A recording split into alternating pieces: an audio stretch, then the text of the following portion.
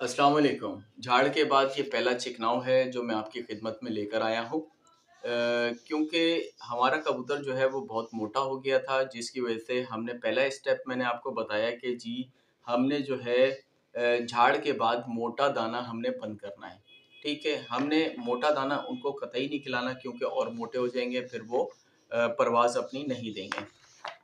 दूसरा स्टेप ये था कि हमने डिवर्मिंग करनी है। तीसरा स्टेप हमने ये किया था कि हमने जो है उनको मेडिसिन मेडिसिन दी थी, ताकि उनके सिम्पटम्स वगैरह को समझने के बाद ताकि वो उनके अंदर जो भी खराबियां हैं वो ठीक हो जाएं। देखें, कबूतरों की बीमारियों को पकड़ना एक मुश्किल तरीन काम होता है, और हम जो समझते हैं उसके हिसाब से हम उसको मेडिसिन चला देते हैं। ठीक है, तीसरा स्टेप आप ये देखें कि हमने उनको जो है नहान दिया था, और नहान देने के बाद जो है उसके अंदर जुएं मारने का एक लिक्विड डाला था, जिसकी वजह से उसकी जुएं साफ हो जाएं। ठीक है। अच्छा, इसके बाद आपने कबूतर को ज़्यादा से ज़्यादा तावे देने हैं। जितने ज़्यादा तावे देंगे, क्यों, उनका भारी जिस्म होता है, भारी जिस्म से जब उड़ेंगे वो, क्योंकि वज़न उनका होता है ना, जब उड़ेंगे तो उनकी सांसें तो फूलेंगी, लेकिन उनका स्टेमिना बनेगा। आपने तकरीबन 6 दिन मज़ीद झाड़ में ही आपने 6 दिन जो है उनको तावे देने हैं। थोड़े-थोड़े करके तावे दें। जितने ज़्यादा से ज़्यादा तावे देंगे उतनी उनकी सांस दम बनेगा। ठीक है। 5वां स्टेप में आ जाएँ आप। मैंने आपको बताया कि छोटी हड़, अम्बा हल्दी और नागर मोथा, 50 कबूतरों के लिए बता रहा हूँ मैं आपको। छोटी हड़ के 10 हिस्से हैं, हल्के हाथ से लगाइएगा, उसकी हड्डी को मत घिस दीजिएगा। ठीक है। और अम्बा हल्दी के 50 हिस्से हैं, और नागर मोथे के 50 हिस्से हैं। नागर मोथे को 50 हिस्से जो है आपने तेज हाथों से, जबरदस्त किस्म के हाथ से रगड़ के मारना है नागर मोथे का। एक नागर मोथा ले लें, वो आपको मिल जाएगा पंसार के पास से। ठीक है, ये आपने उनको देना है। यानी कि आप ऐसा समझें कि 6 दिन के बाद आपने तावे दिए, कि 6 दिन आपने, 1 हफ्ता आपने कबूतरों को तावे दिए उसी मोटापे में ही, और आपने 7वें दिन आपने ये हड़ वाला पानी लगाया। हड़ वाला पानी लगाने के बाद आपने 3 दिन का गैप किया। 3 दिन के बाद फिर आपने ये पानी हड़ वाला दोबारा रिपीट करा दिया। ठीक है। फिर उसके बाद आप रोक देंगे। इस हड़ वाले पानी को आपने नहीं देना, इससे चटक भी आती है कबूतरों के अंदर, कबूतर फुर्तीला हो जाता है, क्योंकि जाहिर सी बात उसका वेट गिरता है। ठीक है। फिर हमने क्या करना है कि आपने 3 दिन के बाद जब आपने दोबारा ये छोटी हड़ वाला जब पानी दे दिया, फिर उसके बाद आपने रुक जाना है। फिर उसके बाद आपने फिर 3 से 4 दिन तावे देने हैं। 4 दिन के बाद फिर आपको मैं आज जो चिकनाव लेकर आया हूँ ज़बरदस्त किस्म का, अक्टूबर नवंबर के महीने का, आप ये उसको दें, और बहुत बेहतरीन किस्म का रिज़ल्ट है। इससे कबूतरों के अंदर जान भी आ जाएगी और बेहतरीन किस्म की परवाज़ भी देगा। मैं चाहता हूँ कि मेरे दोस्त, मेरे भाई जो हैं वो कबूतर जो है बग़ैर चींटी के, बग़ैर चाबक के, बग़ैर छपके के, बग़ैर कपड़े के उड़ाएँ, ताकि आस-पड़ोस वाले उनको बुरी नज़र से और बुरे उससे अल्फ़ाज़ों से ना जानें। ठीक है? मेरी कोशिश सबसे बड़ी यही है कि इस चीज़ को हम जो है अच्छे तरीके से वो करें, ताकि हमें हमारे आस-पड़ोस वाले अहबाब, हमारे हमारे घर वाले हमें बुरा ना समझें। ठीक है? तो मैं आपको बता दूँ, आटा मैंने गूँथ के रखा हुआ है। आटा जो है देखें, ये आटे का एक पेड़ा मैंने बनाया हुआ है, क्योंकि अपने हिसाब से, अपने कबूतरों के हिसाब से बनाया हुआ है, बड़े साइज़ का बनाया हुआ है। अच्छा, ये मैंने गूँथ लिया था। गूँथने के बाद इसके ऊपर जो है हल्की-सी सख्त परत आ रही थी, जिसकी वजह से मैंने इसके ऊपर जो है हल्का-सा वो जो घी मैंने बनाया था, किसी ज़माने में आपको दिखाया था मैंने। ठीक है? ये मैंने अक्सर व बेशतर बना के रखता रहता हूँ। ये दुम्बे की जो पीछे की चक्की थी उससे बना हुआ था, यानी कि दुम्बे की चर्बी का बना हुआ था। ठीक है? तो ये जो है मैंने इसके ऊपर हल्के हाथ से जो है दोनों साइडों पे लगा दिया। ये आटा गूँथ के रखना है। आपने इसको फ़ौरन नहीं बनाना।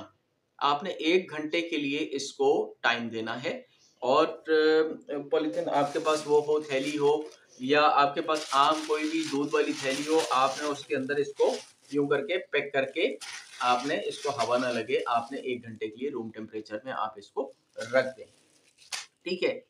ये तो आपने कर देना। इसके साथ-साथ आपने करना क्या है कि, क्योंकि आपने कल आपने क्या किया, रात को आपने बादाम और एक आपको मैं बता दूं कि ये जो है एक बड़े साइज का जो है ये आपको बीज मिलता है सूरजमुखी का।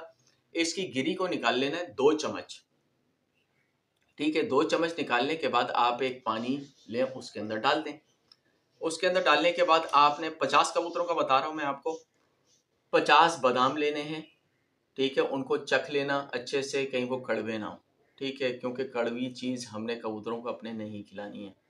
ठीक है, आपने 50 बादाम लिए, 50 बादाम लेने के बाद पानी में डाल दिए और फिर आपने क्या किया कि 50 किशमिश ली, 50 किशमिश भी लेके पानी में आपने डाल दी। आपने एक और काम करना है, 25 काली मिर्चें लेनी है। 25 काली मिर्चें लेने के बाद वो भी आपने चोट नहीं मारना है उसको, आपने उसको भी पानी में डाल देना है।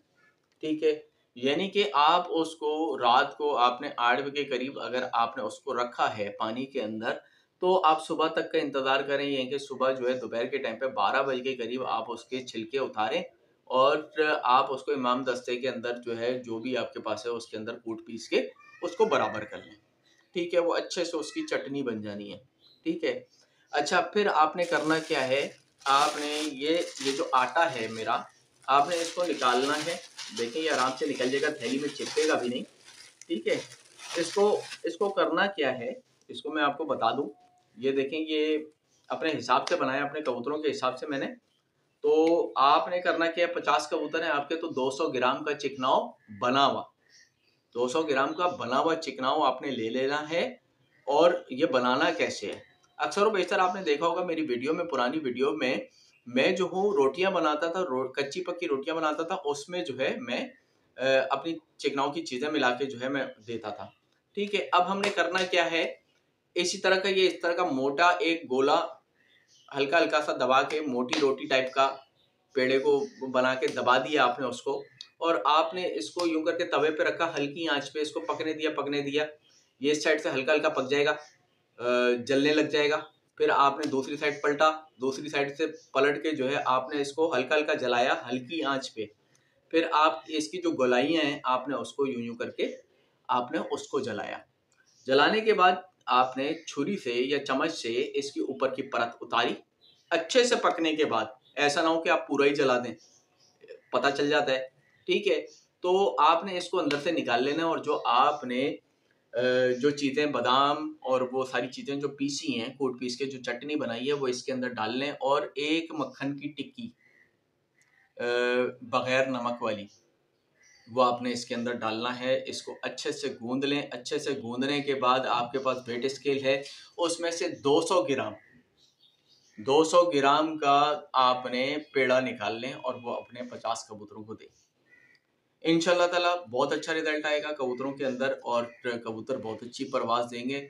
और कोशिश करें कि पूरा अक्टूबर का महीना आप कबूतर को मत उड़ाइएगा, यानी कि आप उनको लड़ाइएगा नहीं, सिर्फ आप उनको अपनी छत दिखाएं। छत दिखाने के बाद आप ज़्यादा से ज़्यादा तावे दें, जितने तावे देंगे उतना उनका स्टेमिना बनेगा और उतना उनका सांस दम बनेगा। जितना सांस दम बनेगा उतना कबूतर परवाज़ बहुत अच्छी देगा, क्योंकि अक्सर व बेशतर आपने देखा है कि हमारा कबूतर जो है दूसरे की छत पे जाके गोल-गोल बन लेता है, और दूसरा बंदा भी जो है, जो सेधी होता है हमारा, वो भी उसको बलों में घुमाता है।